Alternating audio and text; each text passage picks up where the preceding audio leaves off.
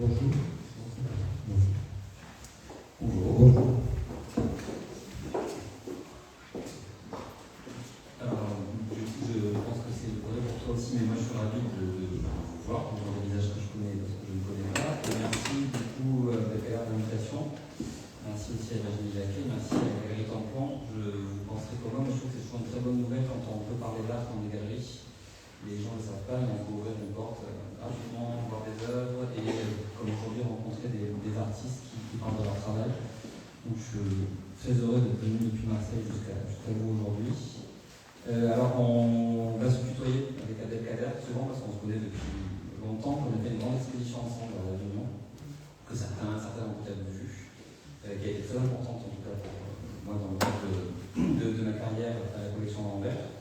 Et du coup, on va parfois développer des conversations qu'on a souvent. Et j'espère que vous allez vous inclure avec nous dans ces conversations.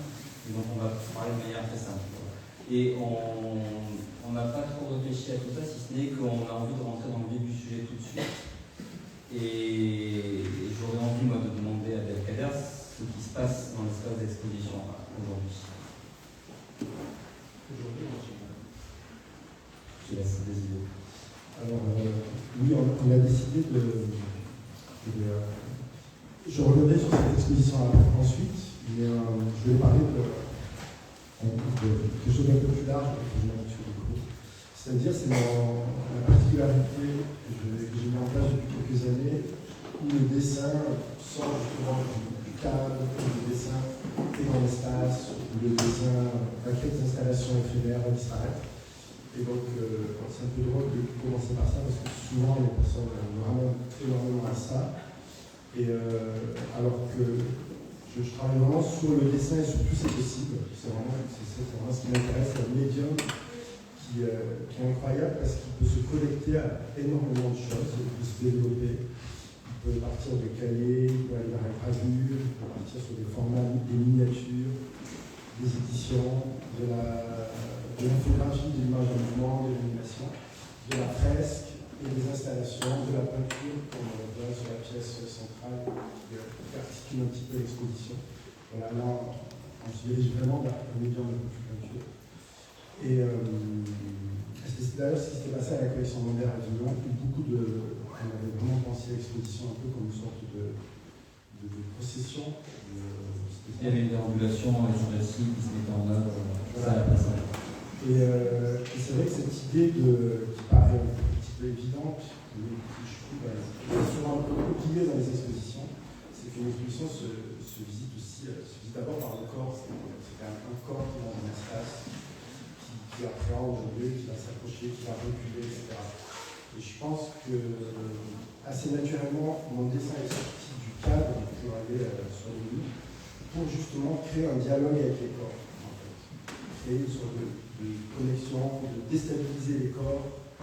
Voilà. Et pour moi, assez rapidement, l'exposition, c'était évident que ça devait être un lieu séparé de la réalité, en fait. C'est-à-dire que moi, c'est très important qu'on pousse avant de la galerie ou du musée, et on comprend tout de suite qu'on est dans un autre lieu. Il y a quelque chose qui s'est passé.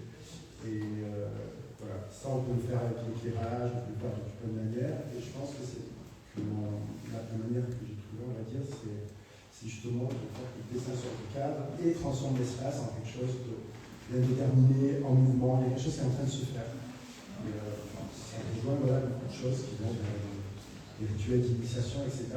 C'est des rituels de magie, de connexion, de pause, de spiritualité.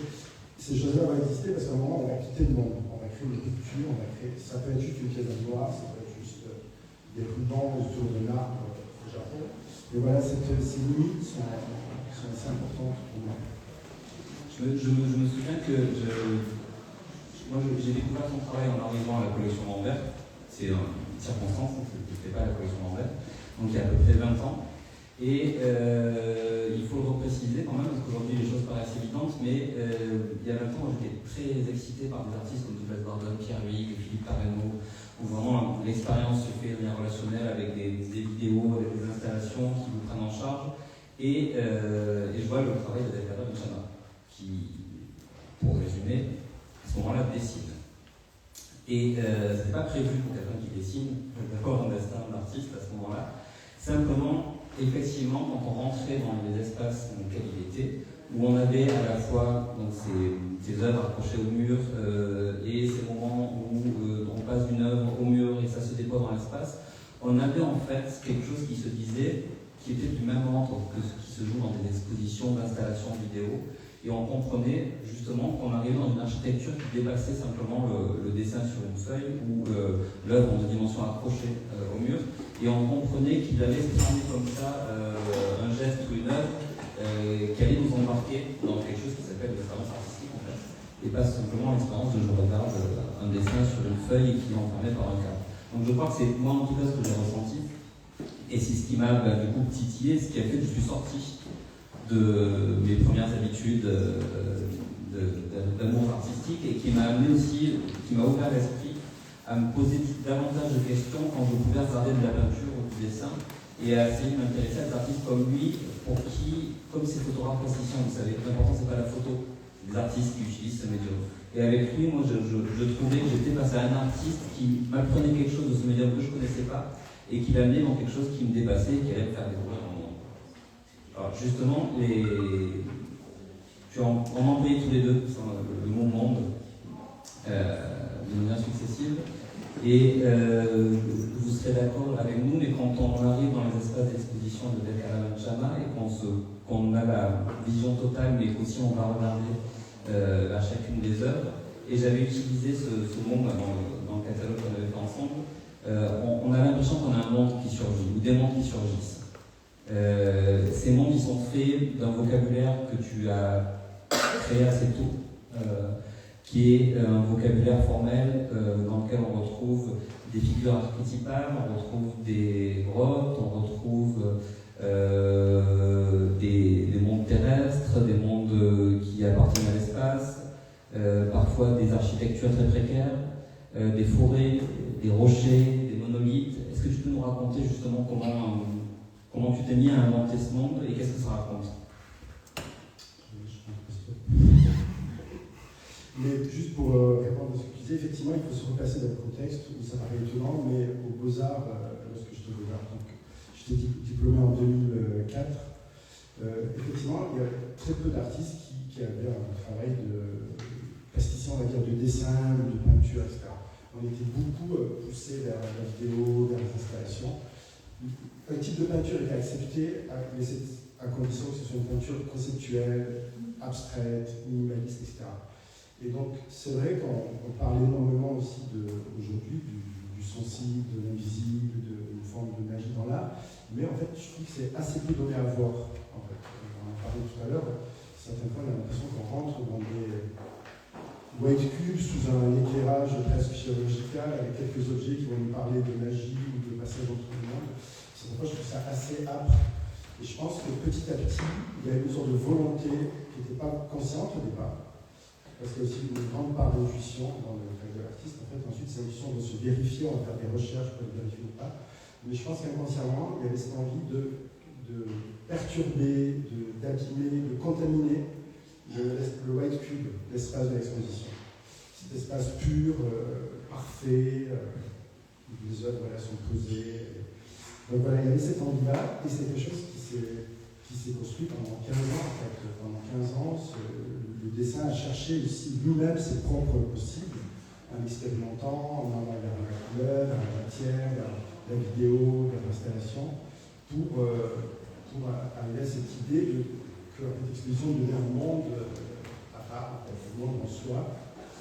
Et que voilà, c'est assez difficile d'expliquer d'où vient ces choses parce que c'est vraiment un long parcours, mais en fait, en gros, on va dire qu'il y a deux directions. Il y a une partie plus abstraite, avec énormément de dynamisme, ce que j'appelle un peu des organismes en mouvement. C'est-à-dire, un organisme, ce serait presque comme une sorte de créature de science-fiction, une sorte de créature extraterrestre, avec un dialogue qui serait à moitié végétale, à moitié géologique, minérale, et dans laquelle il y aurait des mémoires qui apparaîtraient, donc le temps n'existerait plus. Il y aurait des mémoires de choses fictives, de rituels disparus, de nouveaux rituels à venir, de passages. Voilà, j'aime assez le qualifier comme ça, cette idée un peu de masse indéterminée qui certaines fois en fait, va se fixer sur des choses reconnaissables et d'autres fois va partir sur des choses complètement abstraites. Et je pense que pour moi c'est assez...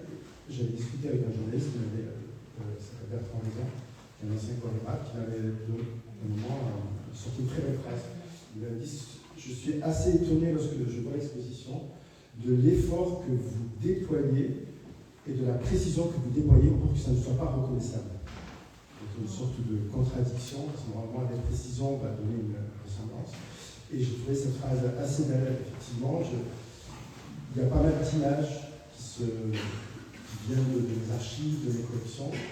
Il y a beaucoup de choses, on va dire, qui se situent en marge de la rationalité, on va dire, en marge de la science. Des choses qu'on ne sait pas trop classer, des choses dont on parlait, on pourrait dire c'est de la parapsychologie, des histoires de fantômes, des histoires de spectres, des histoires d'apparitions.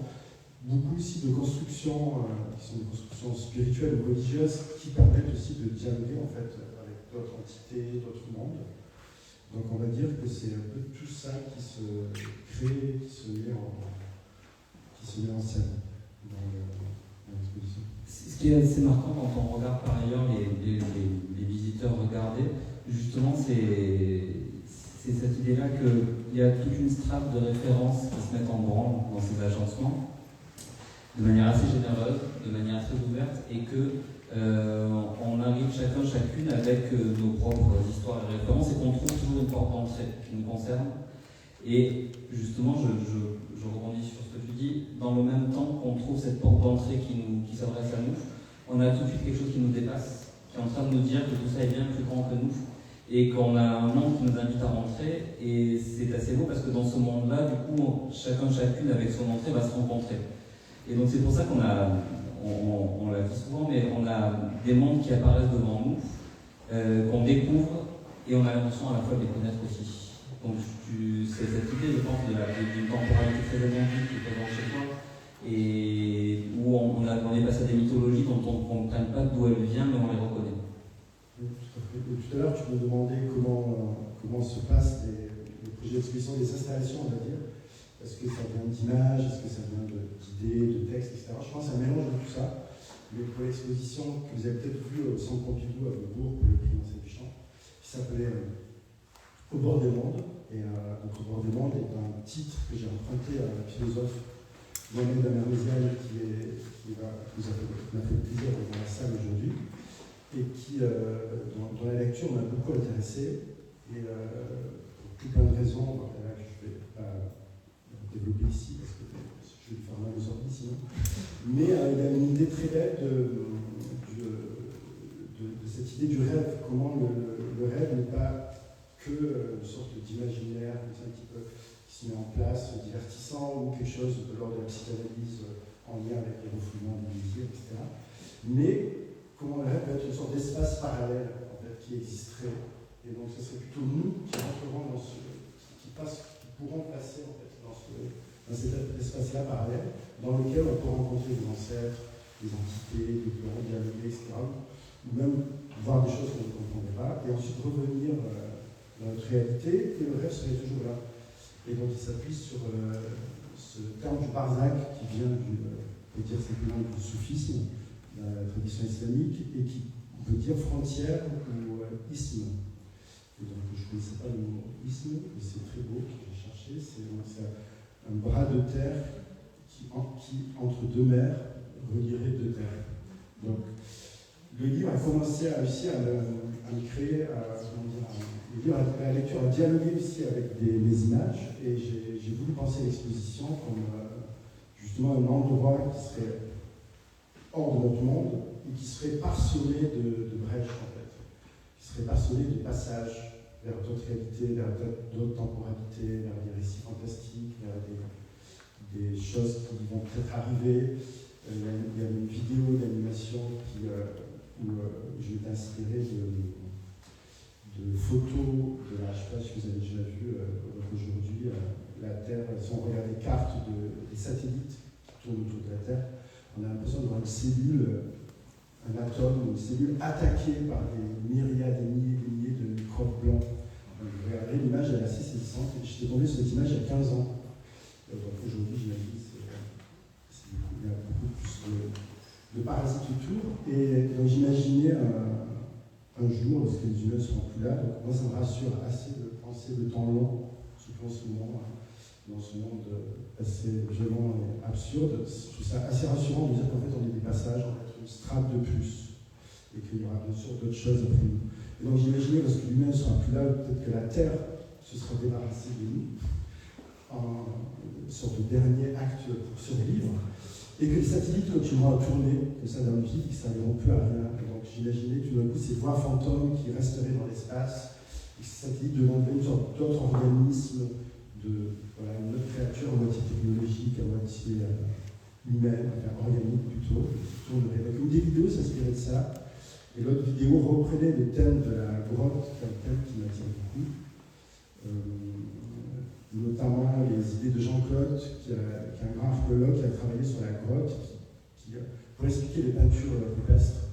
Voilà, lui, il a avancé la théorie que la grotte était perçue justement comme un organisme à part entière, et que ce n'était pas juste un endroit sur lequel on allait peindre des scènes, des décoratifs, etc. Que c'est la grotte elle-même qui allait dicter les apparitions. D'ailleurs, on le voit souvent, si vous avez déjà visité des grottes ou les facsimilés de Cholet ou Lascaux, souvent les peintures sont faites sur des protubérances, sur des creux. Donc, les peintures vraiment dialoguent énormément, font corps avec le volume de la grotte. Et d'ailleurs, il avance sa théorie que les mains ne sont pas des signatures, ça serait vraiment une pensée occidentale, de croire qu'on veut signer à tout prix, que les mains seraient plutôt des tentatives magiques de passer au-delà de la membrane du corps, en fait, et que d'autres mondes seraient derrière. Et tu sais ce qui est assez beau, c'est l'artiste Oliver Bier qui m'a raconté ça, travaillé sur le son. Il a travaillé avec des spécialistes dans les grottes, et les peintures rupestres ont été peintes à l'endroit de la résonance la plus parfaite de l'espace. C'est-à-dire que si on se met là, c'est là où le son va résonner le plus et va générer en fait toute la dimension sonore de cet organisme qui est une grotte. Et par ailleurs, on pourrait aussi dire que tes œuvres sont très sonores. C'est une parenthèse, mais je me souviens quand on parlait d'exposition, on avait beaucoup en tête cet auteur Don DeLillo et ce livre qui s'appelle Bruit de fond, qui est White Noise en anglais. Et effectivement, on est devant nous traversé par des flux qu'on pourrait imaginer comme ça une litanie sonore. Et d'ailleurs, je me souviens que moi j'écrivais en écoutant beaucoup Sakamoto, Ryoshi Sakamoto et l'album I-Sync. Je pensais à tout le monde, mais avant de rentrer dans une expédition de la thème Kara Nishama, écouter I-Sync de Ryoshi Sakamoto et on est complètement immergé dans ce qui se passe. Je rebondis aussi sur cette idée qui je crois est très importante dans à la fois les œuvres et la totalité qu'est l'exposition, c'est quand tu parles de passage justement, et moi je dirais aussi de transition, c'est ce qui génère le mouvement des œuvres, peut-être le nôtre aussi en tant que spectateur et spectatrice. C'est vraiment cette idée que les choses sont en permanence en train de passer d'un état à un autre, de se rencontrer, de se frotter, parfois avec beaucoup de violence par ailleurs. On sera tous d'accord que ces choses sont très élégantes et occupent l'espace on a une jouissance à la regarder qui est assez folle, mais en tout cas il y a de la violence. Et je ne suis pas étonné que tu parles je rebondis en même temps que je t'écoutais, mais sur après la fin de l'humanité, après le monde. On est dans un passage où on est avant, on est après, il y a eu le chaos, il y a la création, mais en tout cas on est de manière très indéterminée en train de passer d'un état à un autre. Est-ce que par exemple, toi, quand tu travailles, tu es dans un état comme ça de transition et de passage à travers ton œuvre?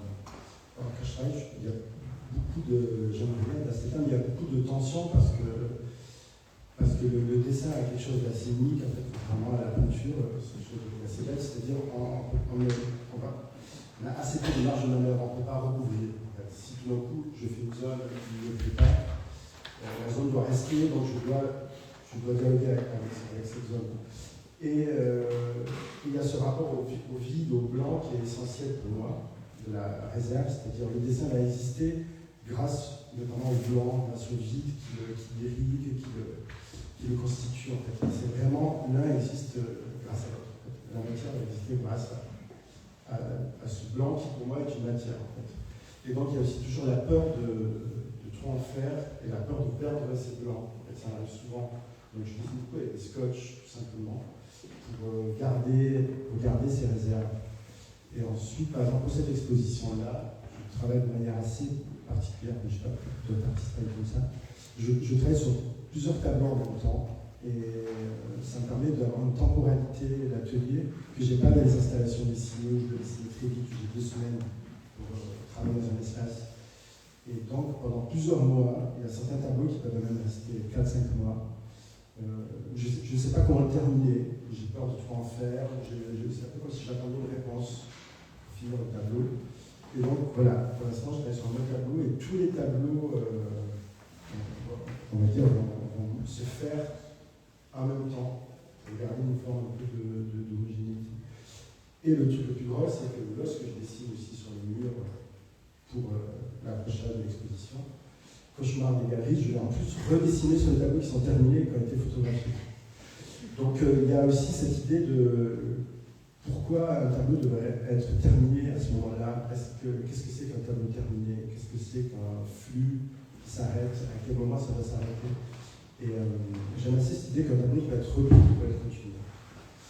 Et voilà, donc c'est un effet de tension et d'hésitation, et en même temps avec des petits moments d'état de transe, on va dire, parce que tout est toujours retenu, en fait.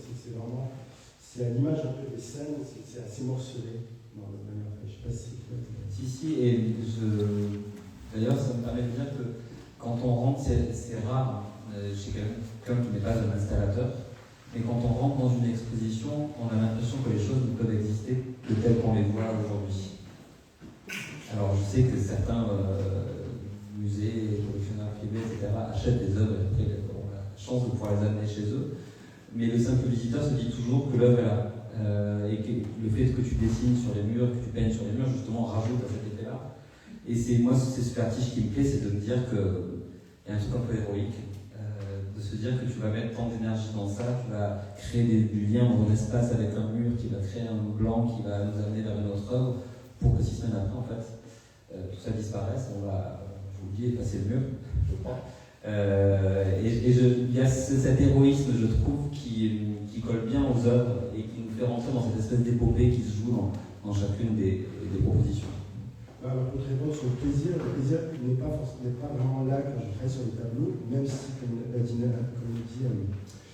Nathalie Sarraute, je ne peux plus m'empêcher de la souffrance, de la difficulté d'écrire ou de la souffrance d'écrire. Donc ça devient une forme aussi, bien sûr, de plaisir. Mais le véritable plaisir va être ce que je vais dessiner sur les murs. Et donc là, effectivement, je ne pense pas du tout à ce que c'est bête ou pas, que ça reste, que ça disparaisse, etc. Mais là, c'est des moments de pure jouissance où je pense que j'ai plus du tout le temps d'hésiter.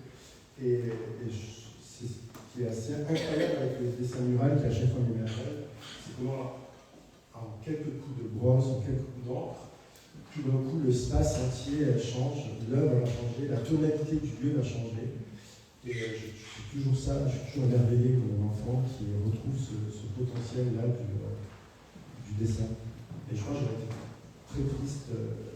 D'ailleurs, au début, je ne voulais pas justement faire d'intervention murale. Je voulais justement que tout se passe dans les tableaux, et c'est en discutant avec Anne-Claudie et Daniel qui m'ont un petit peu convaincu. Et en fait, je les remercie pour ça.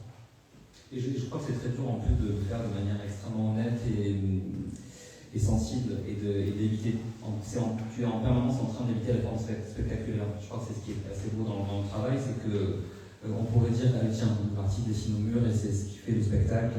Et en fait non, on est vraiment à chaque fois happé par... on comprend que c'est essentiel, je crois, voilà, et que viscéralement il fallait organiser l'espace de cette façon.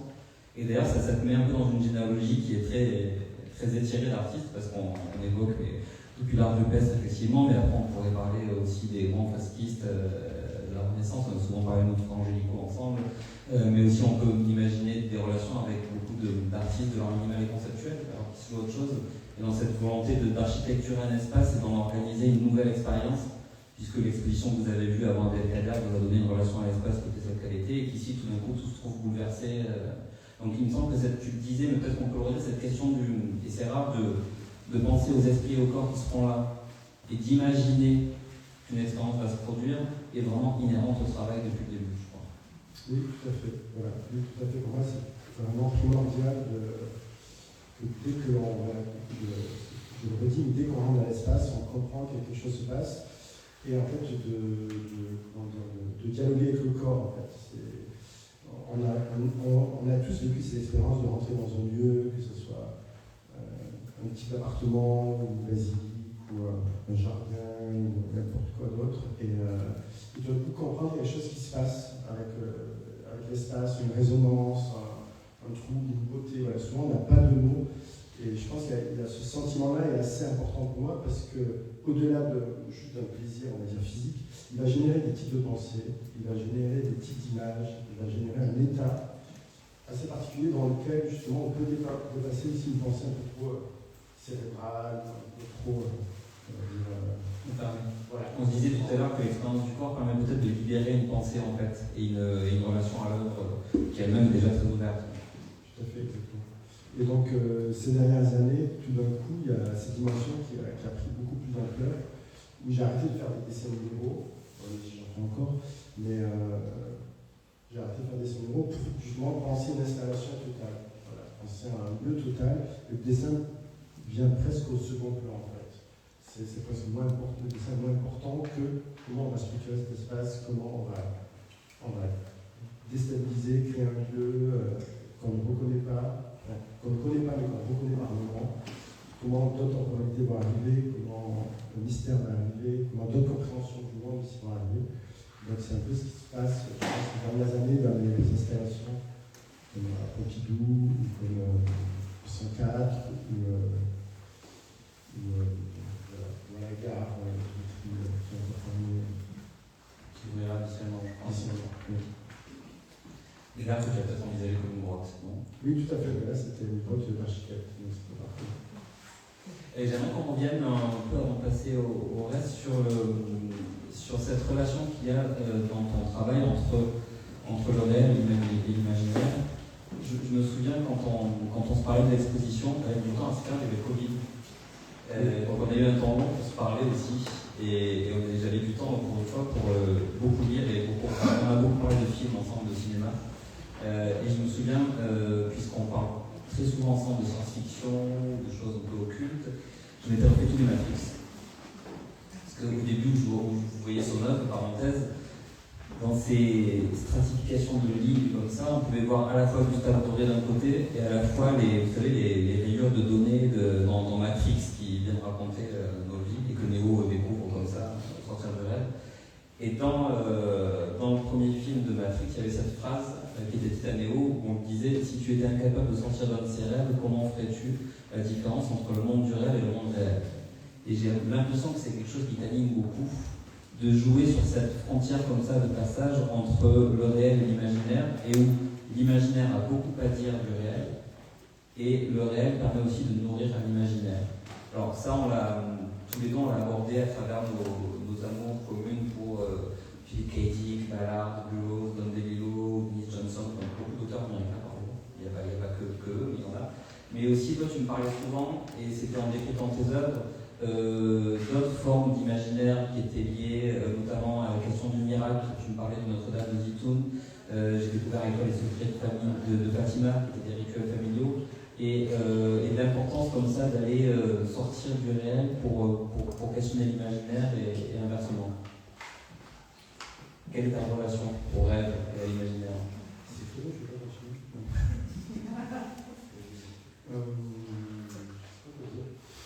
Est-ce que c'est un endroit dans lequel tu vas puiser et tu reviens, ou est-ce que c'est quelque chose que ton savoir architecture va mettre en relation comme ça avec d'autres références, d'autres sources pour construire les mondes qui sont devant nous? Alors je pense que c'est les deux, mais que par exemple tu me parlais justement des marabouts, des œuvres que tu avais vues à Marseille. Donc c'est un grand tableau dans lequel j'ai fait des choses que je fais assez peu, je fais des collages. Moi, c'est des collages de cartes postales de marabouts. Et en fait, donc là j'ai puisé dans mon histoire personnelle. Donc, les marabouts sont soit des cénotaphes, c'est-à-dire des tombeaux sans tombe, ou soit des tombeaux. Qu'on trouve dans des lieux assez beaux, qui sont des lieux saints dans le Maghreb, Algérie, Maroc, Tunisie. Qui sont des lieux qui m'ont frappé à fond parce que ce sont des lieux très très dépouillés. En gros, c'est un petit cube blanc avec un dôme, et c'est vraiment tout petit.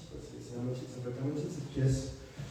En fait, enfant, je suis rentré dans un de ces lieux avec ma mère. Donc, souvent, c'est des tombeaux pour des saints. Du guérisseur, etc. Et justement, en parlant de ces expériences de lieu, donc, le lieu était extrêmement chargé, je ne sais pas comment le dire. On sentait une présence hyper forte, un peu comme si on rentrait dans un cadre de truc. Et en même temps très beau, parce que complètement dépouillé, blanc, il n'y avait vraiment rien, juste des pièces et des animaux, des offrandes. Donc ma mère va dans des pièces, et en sortant, je suis vraiment petit. Quand je lui demande qui est dedans, elle me dit personne. Elle me dit, je dis, mais si, tu as laissé des sous, non, il y a quelqu'un qui me dit, non, mais c'était il y a très longtemps. Je dis, non, c'est pas possible, ça se sent qu'il y a quelqu'un dedans. Et donc, à partir de là, donc, voilà, ça c'est une expérience sensible, et j'ai commencé à collectionner ces cartes postales de Marabout, qui étaient très belles photos, qui étaient des photos du siècle, qui étaient prises pendant que l'Algérie était française, donc, qui était une colonie française, comme vous savez. Et les photos ont commencé à raconter, les cartes postales ont commencé à raconter toute une histoire, parce qu'il y avait justement des textes derrière. Et en même temps, il y avait une sorte de décalage énorme parce que je pense qu'en Algérie, personne n'aurait eu l'idée de prendre en photo le marabout et d'en faire une carte postale. Parce que c'est de l'ordre du sacré, c'est de l'ordre du cachet. Et dans ma famille, c'est des choses c'est assez drôle ce paradoxe parce que c'est des choses qui existent, mais dont on ne parle pas, en fait. En gros, on va dire, les djinns, les esprits ont leur existence, on a la nôtre. On ne les dérange pas, ils ne les dérangent pas, voilà. Ils existent, on peut les saluer, mais on ne va pas commencer à dialoguer, à créer. Et très vite, ça va être tabou de franchir ces limites. Et donc, il y avait ce décalage qui était assez intéressant, qui parle aussi de regard, voilà, de malentendu et de regard, et de comment on voit les choses, comment on passe à côté, comment on les habite d'autres choses. Et en même temps, dans certaines photos, il y avait une volonté, une sorte de beauté, comme une compréhension, comme si ces lieux, voilà, on ne comprenait pas vraiment ce qu'ils étaient, mais on voulait quand même mettre en valeur d'une certaine manière. Sans que, certaines fois, c'était dans le cliché exotique, voilà, avec une petite fille à côté, voilà. Mais d'autres fois, il y avait une sorte de charme qui se développait. Donc j'ai pris ces photos, ces cartes postales, et j'ai tenté de leur redonner un peu une magie qu'ils avaient perdue, et tenter de les remettre dans un flux qui les dépassait, et tenter justement d'accéder à ces autres lieux, parce qu'en fait, ce sont aussi des endroits de passage, justement, des endroits d'intercession. Ces lieux sont perçus comme ça, justement, comme quelque chose qui nous permet d'accéder, de contacter notre entité qui va nous aider, etc. Donc voilà, c'est un mélange des deux, mais c'est vrai que je pense qu'inconsciemment, je ne m'étais pas permis de travailler sur ça, parce que c'était peut-être de l'ordre de la mémoire personnelle, et que je ne travaille pas non plus, je ne suis pas non plus sur un travail comme ça très personnel, autobiographique, etc. Voilà, mais ce qui est beau, c'est que quand ça apparaît dans les œuvres au milieu du reste, du coup, ça a une portée très universelle. Tout à fait. Et qu'on comprend qu'en fait, l'enjeu est de nous raconter nous aujourd'hui et de trouver peut-être des stratégies de réponse ou d'hypothèses sur le problème de l'existence. Mais de la même manière, j'ai repensé, après notre dernière rencontre, que quand Saïd Rougui fait son cycle sur Commode et l'a convoqué comme ça la mythologie, il est en train de parler des États-Unis avec l'assassinat du président, avec le problème des missiles, et qu'en fait, aller chercher la dramaturgie du mythe, c'est aussi une manière d'aller pouvoir questionner les drames qu'on est en train de vivre. Et je trouve qu'il y a cette porte d'entrée-là qui me plaît assez. Tu parlais beaucoup de tabou, tu viens de parler de saints. Depuis quelques moments, dans nos discussions, il y a la question du fantôme qui est arrivée, justement, qui s'est nommé. Je pense que c'était déjà là, à plein d'endroits. Et tu m'as fait lire un livre, j'ai des devoirs de vacances, quand je vois Kader Benchamas, qui a toujours lu le livre avant.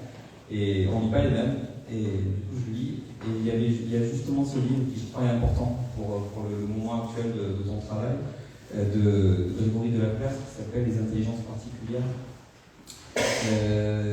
Et qui parle justement de nos relations au spectre. Est-ce que tu peux peut-être nous raconter ce que tu as appris de ce livre-là, et ce qui t'a intéressé, ce qui peut nous permettre peut-être de comprendre, moi j'ai ma petite idée, ce qui se passe autour de nous à travers ça. Oui, donc c'est un ouvrage d'un ethnologue qui a travaillé sur les maisons hantées, qui a travaillé sur les archives de maisons hantées. Donc, au début du siècle, il y avait énormément vous savez, avec ce courant spirit, il y avait des instituts de recherche en parapsychologie qui tentaient de prouver par des manières scientifiques des choses comme les apparitions spectrales, les fantômes, etc. Et d'ailleurs, c'est la même maison d'édition que les Graals de moi-même américains. Et le titre du livre est très beau, c'est des intelligences particulières, parce que au lieu de se demander, en fait, le livre m'intéresse parce qu'il sort de quelque chose de très binaire, c'est-à-dire est-ce que ça existe, est-ce que ça n'existe pas. Donc lui, tout de suite, il réfute cette question, il dit c'est pas intéressant, on va plutôt se demander comment ils existent, à travers quoi ils vont exister, dans quel contexte ils vont exister, etc. Et donc en étudiant les archives, petit à petit, il tente une sorte de théorie de l'existence des fantômes. Et souvent, j'aime assez, on va dire, sortir du monde de l'art plastique. Et j'aime assez trouver des choses qui vont faire, des textes qui vont faire écho à mon travail, mais des textes qui seraient dans une autre branche, dans l'éthologie, dans, je ne sais pas, l'étude du développement, l'entropie, sur la formation de la matière noire, en astronomie, etc. Et donc, c'est des choses aussi qui vont irriguer mon travail, qui vont m'inspirer. Et donc, Grégory de la Place met en place tout un ensemble de théories. Il va parler plutôt d'une sorte de rencontre qui va se faire entre une personne avec des sensibilités particulières et un lieu qui est un lieu particulier à un moment donné, sans trop savoir l'expliquer. Et tout d'un coup, il y a une rencontre qui se fait, qui va être partageable. Donc tout d'un coup, il y a la situation de l'étranger. Tout d'un coup, la personne va se trouver étranger parce qu'elle ne peut pas échanger avec ce qu'elle a vu. Et ce n'est pas non plus scientifique parce qu'on ne peut pas le reproduire. Et donc il y a des passages très beaux, très poétiques de ce lien avec les lieux, avec la texture des lieux, avec comment le lieu répond, comment il y a des allers-retours qui se font. Et c'est un moment, souvent j'ai l'impression que c'est des choses qu'on aurait pu appliquer au dessin, avec les absences, avec les vides. Mais les dessins sont aussi habités de fantômes, en fait, de récits disparus, de croyances disparues, de choses en train de se relativiser. Et il y a cette question qui m'a beaucoup dans le livre, qui est de parler de ceux qui s'inquiètent, au sens du terme, de ce qui est irrésolu. Et effectivement, là, tu parlais tout à l'heure, je n'ai pas noté du problème de savoir est-ce que c'est fini ou pas. La bonne nouvelle, c'est que quand on arrive ici, rien ne semble résolu. Il y a une hypothèse qui est géniale à partager, et heureusement, ça n'est pas résolu. Je crois que c'est ce qui différencie bien sûr l'art de la communication et tout ça. Mais j'ai trouvé dans cette idée de l'irrésolu, dans le livre, quelque chose qui parlait avec les œuvres. Et il y a une très belle préface de Vinciane Després, il faudrait lui demander un texte sur Abdelkader un jour. Et dedans, elle dit quelque chose que j'aurais aimé dire à propos de son travail. Elle dit chaque hypothèse raconte des forces prises dans un agencement, dans une trame aussi dense et fragile qu'une poêle d'araignée. C'est un peu ce que je vois quand je suis là devant le travail. Et c'est aussi très beau de ce travail de l'anthropologue de tenter d'étudier quelque chose qui n'est pas prévisible en fait. Donc ça va à rebours aussi de ce travail de science où on va étudier quelque chose qui existe, qu'on peut documenter. Et donc il y a quelque chose. Le fantôme, c'est cette idée de l'apparition que je trouve qui m'a toujours fasciné, c'est-à-dire pourquoi quelque chose arrive et il n'y a pas d'avant, il n'y a pas d'après, il y a tout d'un coup cette chose qui arrive, souvent de manière lumineuse, ce cliché du fantôme, de la lumière. Et en même temps, paradoxal, lumineux, mais en même temps qui se cache. Donc, cette notion d'apparaître en se cachant, en se dissimulant. Et donc, c'est assez. C'est quelque chose qui me plaît beaucoup. Et d'ailleurs, c'est assez drôle parce que dans le livre de Grégory de la Place, il fait le parallèle avec les ovnis et avec cette, je ne sais pas si vous avez suivi, maintenant, au Congrès américain, il y a plusieurs éditions sur les objets volants non identifiés. Donc, c'est quelque chose qui est discuté, qui est bien sûr présenté comme une menace. Donc on retrouve aussi ce fantasme américain de la conquête et du ciel vu comme un nouvel espace de menace.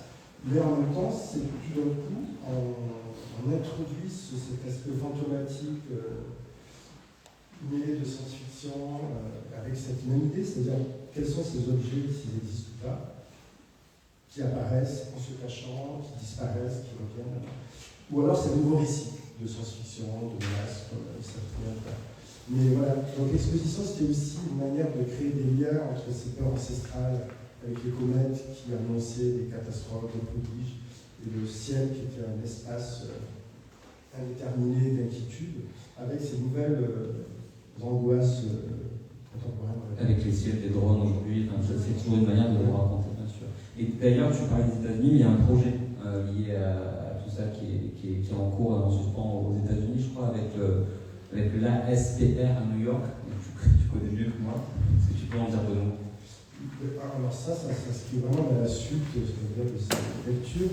C'est un centre de parapsychologie, c'est le premier centre de parapsychologie qui a été fait en Europe et qui est à New York et qui archive, qui a étudié tout un spectre très large de recherche en parapsychologie, comme ça va de la télépathie, les apparitions spectrales, technologie, géogypsie de glace, apparition de GCS, magnétisme, exactement. Donc ça va être le projet de septembre. Et peut-être parce que le temps passe, mais je m'étais promis de poser la question que je voulais poser au début à la fin. Quel a été le déclic de cette exposition? Le déclic, ça a été un horoscope. Je ne sais pas si vous connaissez les horoscopes de Rob Brezhnev, dans Courrier International. Ce sont des horoscopes très très érudits. Et donc, je suis Gémeaux, donc mon horoscope il y avait un horoscope très beau qui parlait justement de ces atlas. Donc, moi, je suis assez passionné par les ouvrages, fantastiques du Moyen-Âge ou des ennemis, etc. Et donc, l'horoscope m'exhortait à créer mon propre atlas qui serait peuplé de toutes mes préoccupations, de toutes mes images, mes scènes magiques que je comprends, pas, etc. Mais que ça peut être le point de départ de quelque chose. Et donc, du coup, je me suis dit, je trouvais ça assez beau. Et j'ai pensé à l'exposition un peu comme un livre, justement. C'est la première fois que je travaille autant sur des toiles et sur du papier. Et j'ai beaucoup pensé, un peu comme, pas partout, mais il y a pas mal de tableaux qui jouent en double, en fait, comme des pages d'un livre, et qui, pour le dire simplement, tout d'un coup, les enluminures du livre pouvaient sortir du mur et créer, justement, commencer à créer vraiment d'autres mondes. Est-ce que certains ou certaines d'entre vous ont des questions par rapport à... Moi, je peux parler 1000 ans de tout ce que je vois, mais parfois, c'est peut-être je vais passer à côté de ce que vous voyez vous. Et ça serait peut-être dommage.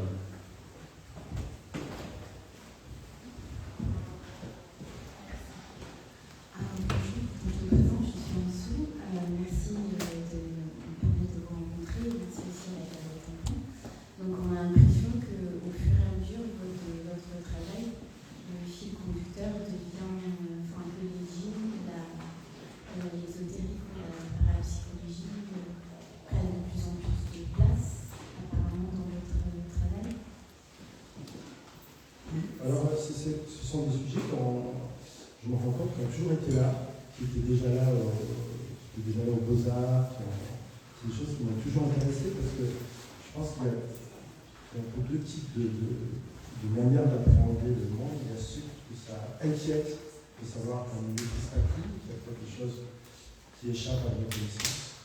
Il y a d'autres types de personnes qui les rassurent, qui ça rassure. Moi, je pense que ça me rassure de savoir qu'il y a justement d'autres mondes possibles, d'autres choses encore à comprendre, à étudier, à découvrir, etc. Donc je pense que ça a toujours été présent et je travaille beaucoup par aller-retour en fait. Tout d'un coup, je vais être un peu à fond sur un sujet et je vais en sortir, travailler sur un autre et revenir. Donc, en ce moment, voilà, c'est des choses qui sont toujours là dans mes lectures.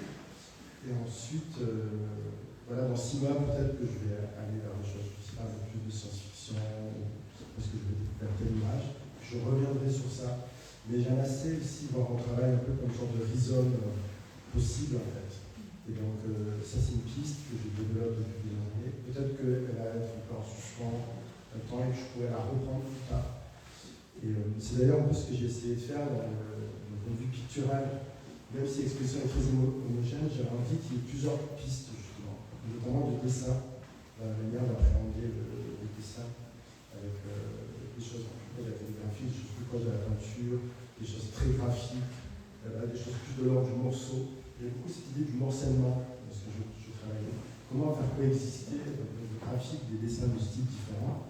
et qui en même temps permettait là de faire exister des temporalités différentes et des récits très différents, une sorte de collage. Comme ça.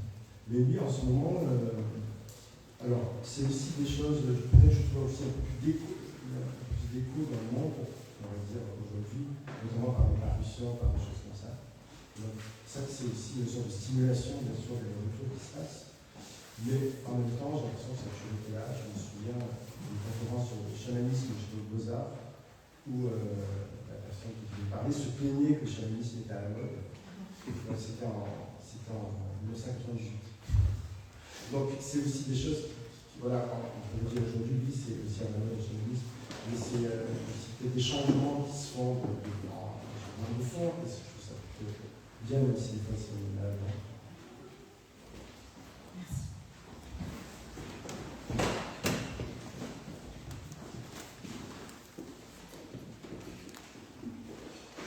D'autres questions?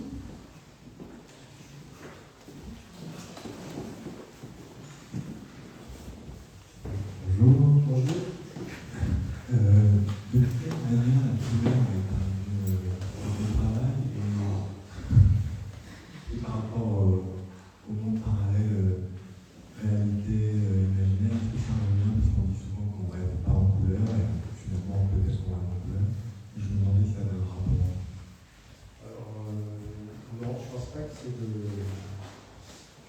rapport. Mais j'ai déjà entendu ça et j'ai jamais réussi à trancher, savoir si c'est vraiment un rêve en noir et blanc. Je crois qu'on disait qu'on ne rêve pas en couleur, finalement il y avait l'hypothèse que peut-être on rêve en monochrome, mais finalement je crois qu'aujourd'hui on rêve en couleur. C'est possible. Alors, il y a plusieurs raisons. Je pense qu'au départ, il y a quelque chose d'assez radical dans ma pratique où je me considère un peu comme un écrivain, c'est-à-dire je fais du dessin en noir et blanc, et je fais ça tous les jours, et c'est ma pratique, et je vais aller au bout de cette pratique-là. Donc il y a quelque chose un peu de sorte de radicalité qui me faisait me défiler à cette pratique. Après, pour être honnête, j'avais aussi du mal à utiliser les couleurs, parce que je trouvais que je perdais cette abstraction que permet le noir et blanc, justement, où le noir et blanc permet aussi de se distinguer du réel, en fait, déjà par la définition. Et surtout, j'avais l'impression de perdre ce rapport noir-blanc, c'est-à-dire ce dialogue avec le vide, avec les absences. Et alors, elle est là depuis plusieurs années, ça, c'est des choses qui se sont faites de manière assez progressive. Par moments, j'ai encore du mal, parce que je vois que ça ne pas beaucoup coloré, je dis, qu'est-ce que c'est? D'autres, je pense que je suis plus à l'aise lorsque la couleur est traitée comme des reflets, c'est-à-dire qu'ils vont participer à la déstabilisation aussi du regard. On n'est pas sûr de la forme qu'on est en train d'observer. Et en s'approchant aussi, on n'est pas non plus sûr de est-ce que c'est un reflet, est-ce que c'est une hallucination, est-ce que c'est vraiment coloré ou pas, et de ce rapport de la distance aussi. C'est-à-dire, le tableau ne va pas du tout être de la même manière en arrivant. Après, je pense tout simplement qu'il y a aussi quelque chose qui se libère d'un travail plasticien que tu connais aussi, tout d'un coup, on a envie de prendre des risques, de partir sur des choses inconnues, de s'amuser aussi, tout simplement, même si ça va bizarre de dire ça, mais que le dessin aussi s'amuse, s'ouvre et teste, et n'a pas peur non plus de se tromper. Donc je pense que la couleur aussi arrive avec ça. Tu la traites un peu comme un sculpteur. Tu vois, c'est pour architecturer un espace, c'est pas tellement l'enjeu de la couleur qui est là, mais c'est ce que je comprends et ce que je vois aussi. Et c'est plutôt une manière de redéfinir le volume et le reste presque comme une sculpture. Et ça arrive au même moment que de la matière aussi se stratifie et apparaît. Et c'est assez, ça m'intéresse moi dans ce sens. Je note quand même que Soleil 8, lui, était aussi sur le noir et blanc pour une ascèse comme ça, une radicalité. On en a beaucoup voulu quand il est passé à la couleur, mais pourquoi on t'en veut pas, c'est une bonne nouvelle.